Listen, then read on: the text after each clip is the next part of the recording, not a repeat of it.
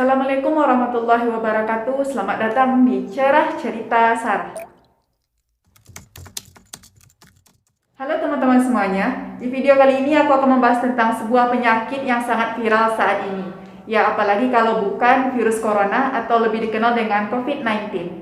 Namun di video kali ini aku tidak akan membahas bagaimana sistem biologinya atau teori-teori konspirasinya. Aku akan membahas tentang bagaimana pandangan Islam terhadap penyakit ini, lalu bagaimana cara kita memetik hikmah-hikmah daripadanya. Oke, sebelum kita masuk ke videonya, jangan lupa untuk klik like dan subscribe untuk video ini. Oke?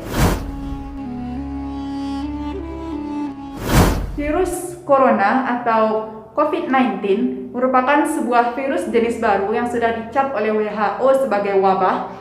Nah, virus ini ditemukan di kota Wuhan, China pada akhir Desember 2019. Namun saat ini sudah menyebar ke beberapa daerah lain di China, bahkan ke beberapa negara hingga Indonesia. Penderita dari virus ini akan mengalami beberapa gejala seperti gejala influenza, yaitu batuk, pilek, demam tinggi, sakit kepala, sakit tenggorokan, atau nyeri dada. Bahkan ada yang sampai batuknya itu berdarah. Nah, namun secara umumnya ada 3 gejala umum yang ditujukan dari penderita penyakit ini, yakninya adalah demam, pilek, dan sesak nafas. Pertanggal 30 Maret 2020, disampaikan oleh juru bicara pemerintah yang menangani tentang COVID-19 ini, disebutkan bahwa pada saat ini kondisi di Indonesia orang-orang yang terjangkit positif virus corona ini sudah mencapai 1.414 orang. Dan angka untuk orang-orang yang meninggal dunia itu 122 orang, sedangkan orang yang sembuh dalam melawan penyakit ini adalah 75 orang. Virus corona ini memasuki Indonesia, banyak kepanikan yang terjadi di kota-kota, baik itu kota-kota besar maupun ke daerah-daerah. Dan ini menimbulkan banyak pandangan-pandangan atau pendapat-pendapat dari kalangan-kalangan ulama Islam, baik itu yang berupa berpikir secara rasional dan profesional, atau yang menanggapinya dengan emosional dan langsung saja mencap bahwa virus corona ini merupakan azab yang diberikan oleh Allah Subhanahu wa Ta'ala. Saat ini Majelis Ulama Indonesia sudah mengeluarkan Fatwa nomor 14 tahun 2020 yang berisikan tentang larangan bagi umat muslim untuk sholat berjamaah di masjid. Dan pendapat ini juga selaras dengan pendapat dari Muhammadiyah, Nahdlatul Ulama, dan juga Kementerian Agama Republik Indonesia. Agama Islam memiliki pandangan tersendiri baik itu terhadap pandemi ini, terhadap bagaimana relasi sosial di antara sesama manusia, maupun terhadap bagaimana kita menggunakan akal pikiran kita sebagai khalifah di muka bumi. Dan ini ada beberapa pelajaran yang harus kita pelajari dalam menyikapi keadaan saat ini yang diajarkan oleh agama Islam. Pertama, bila kita melihat kepada sejarah agama Islam, tidak seharusnya kita meremehkan atau menganggap sepele terhadap penyakit ini. Contohnya yaitu ketika masa kepemimpinan Umar bin Khattab, beliau dan juga para sahabat Rasulullah SAW dihadapkan dengan sebuah penyakit yang dinamakan dengan penyakit taun atau penyakit menular yang terjadi di kota Syam. Pada kala itu Umar bin Khattab melakukan diskusi dengan para sahabat Rasulullah SAW yang lainnya, sehingga pada akhirnya Amir bin Ash mengeluarkan gagasan bahwa mereka harus melakukan karantina kota, dan atas izin Allah Subhanahu wa Ta'ala wabah ini dapat diredam.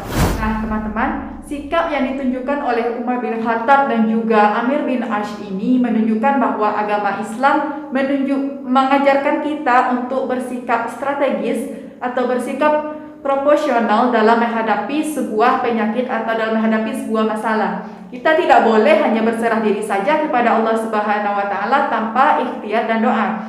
Kita serahkan saja diri kita pergi keluar rumah, kita tetap pergi berkumpul-kumpul dengan dalih bahwa Allah Subhanahu wa Ta'ala pasti akan menjaga kita. Bukan itu yang harus kita lakukan, karena itu merupakan salah besar. Dan agama Islam itu sudah mengajarkan kepada kita bahwa kita itu juga harus berikhtiar dan menggunakan akal pikiran kita untuk menyelamatkan diri kita atau untuk menghindari segala mudarat-mudarat. Sikap yang ditunjukkan oleh Umar bin Khattab dan juga Amir bin As tersebut juga selaras dengan hadis Rasulullah SAW yang diriwayatkan oleh Bukhari dan Muslim. Yang mana arti dari hadis Rasulullah SAW tersebut adalah taun atau penyakit menular merupakan sebuah peringatan dari Allah Subhanahu wa taala untuk menguji hamba-hambanya dari kalangan manusia. Apabila kamu mendengar sebuah wabah ini terjangkit pada suatu daerah, maka janganlah kamu masuk ke daerah tersebut. Dan apabila wabah ini terjangkit di daerahmu, maka janganlah kamu lari daripadanya. Hadis riwayat Muslim dan Bukhari. Yang kedua, agama Islam mengajarkan kita untuk selalu berbuat baik kepada sesama manusia. Hal ini berdasarkan kepada firman Allah Subhanahu wa taala dalam surat Ali Imran ayat 112. Mana bunyi dari firman Allah Subhanahu wa taala tersebut adalah A'udzubillahi minasyaitonirrajim. Bismillahirrahmanirrahim. Turibat 'alaikumuz zillatu ainama suqifu illa bihablin minallahi wa hablum minan nas. Mereka akan diliputi oleh kehinaan dimanapun mereka berada, kecuali mereka berpegang kepada tali agama Allah Subhanahu wa taala dan tali perjanjian antar sesama manusia. Bila kita melihat kepada firman Allah Subhanahu wa taala tersebut, sikap hablum minan nas yang dapat kita tunjukkan yaitu bagaimana cara kita mencegah terjadinya penyebaran penyakit ini kepada orang lain. Dan menurut pakar kesehatan, hal yang dapat kita lakukan itu adalah berdiam diri di rumah dan mengurangi interaksi dengan orang lain. Pakar kesehatan juga menyebutkan bahwa penyakit ini itu mudah terjangkit kepada orang-orang yang sistem imunnya rendah daripada orang yang sistem imunnya kuat. Sedangkan kita sebagai anak muda ini rata-rata memiliki sistem imun yang kuat. Bisa jadi apabila kita sudah terpapar oleh virus corona ini, itu kita tidak mengalami atau menunjukkan reaksi-reaksi atau gejala-gejala yang signifikan. Sedangkan apabila kita masih berinteraksi dengan orang lain, terkhususnya kepada orang-orang yang imunnya itu lebih rentan, bisa jadi itu kita dapat menularkan virus ini kepada orang tersebut dan itu akibatnya bisa fatal terhadap orang tersebut. Dan yang ketiga adalah Allah Subhanahu wa taala telah memberikan kita akal pikiran agar kita menggunakannya dengan sebaik-baiknya. Kita tidak boleh mengesampingkan akal pikiran kita dengan dalih agama. Contohnya saja itu seperti sholat berjamaah di masjid, itu kemuliaannya lebih tinggi, bukan? Akan tetapi pakar kesehatan sudah menyebutkan bahwa penyebaran virus ini itu lebih mudah kepada banyaknya orang berkumpul atau kerumunan. Jadi apabila kita sudah tahu itu ada risiko, mengapa kita masih bersikeras untuk melakukannya? Allah Subhanahu wa taala sudah menyebutkan bahwa akal pikiran dan agama itu tidak mungkin berseberangan. Karena Allah Subhanahu wa taala juga menyampaikan bahwa Ia senantiasa mengingatkan kita untuk menjadi kaum yang berpikir agar kita dapat melihat tanda-tanda kebesaran dan juga kemuliaannya.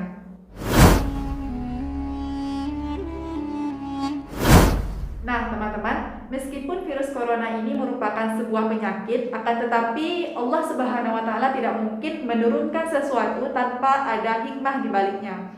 Nah, bila kita melihat atau memetik hikmah-hikmah yang dapat kita lihat dari keadaan sekarang ini, itu ada beberapa hal yang sebenarnya patut kita syukuri.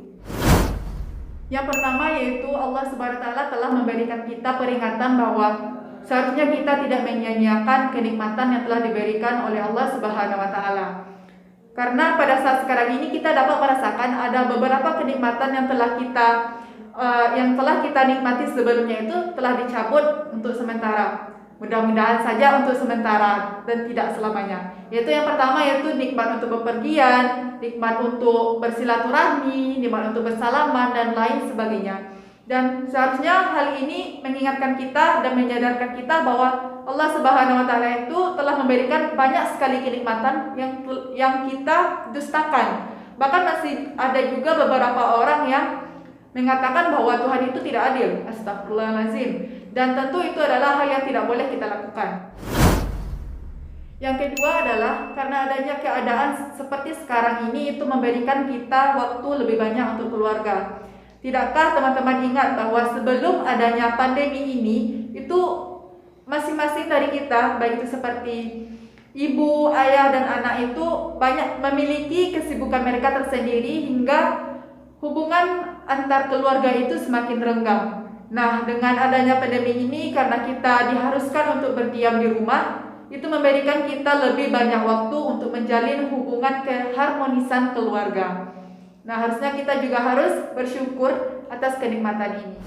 Yang ketiga adalah banyak perintah dan larangan dari Allah Subhanahu wa taala yang telah kita ingkari sebelumnya dan membuat kita sadar akan kesalahan kita tersebut. Contohnya saja adalah seperti bersentuhan dengan lawan jenis yang non mahram. Bukankah hal itu merupakan hal yang wajar saja terjadi di kalangan masyarakat sebelumnya? Padahal dalam agama Islam itu sudah disebutkan bahwa ada siksaan yang akan kita dapatkan di neraka nantinya apabila kita melanggar larangan tersebut.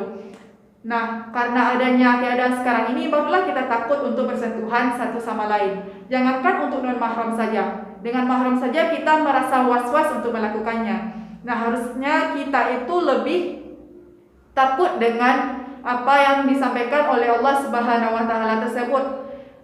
Jangan hanya kita harus melihatnya terlebih dahulu baru kita takut untuk melakukannya. Lalu ada contoh lainnya. Ini merupakan contoh yang lucu. Yaitu sebelum adanya penyakit ini, itu banyak kaum-kaum yang anti terhadap cadar dan juga anti terhadap wanita-wanita yang bercadar atau yang menutup wajahnya di depan umum.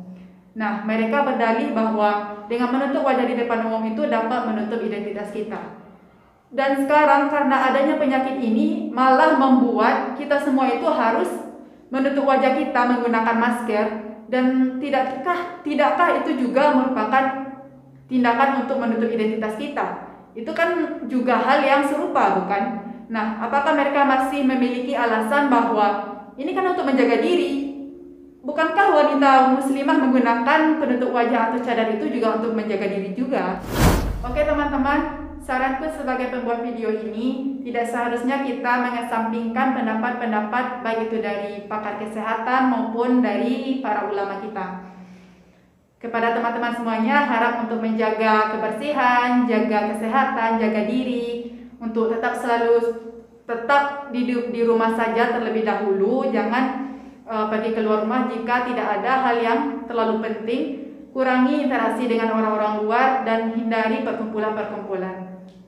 Nah, apabila kita menganggap COVID-19 ini sebagai azab, kita juga tidak boleh menghakimi atau menjudge sesuatu itu karena kita hanya manusia biasa. Yang bisa kita lakukan adalah hanyalah berikhtiar melakukan pencegahan dan juga berdoa serta mendekatkan diri kepada Allah Subhanahu wa taala. Dan apabila kita menyebutkan bahwa ada berkah juga pada COVID-19 ini, ya nggak tahu juga ya, karena yang penting adalah kita harus memetik hikmah apa yang tersembunyi di dalamnya, dan pasti Allah Subhanahu wa taala memiliki rahasia tersendiri terhadap adanya penyakit ini. Oke. Sekian dulu dari videoku kali ini. Tunggu videoku yang selanjutnya. Assalamualaikum warahmatullahi wabarakatuh. Masya Allah.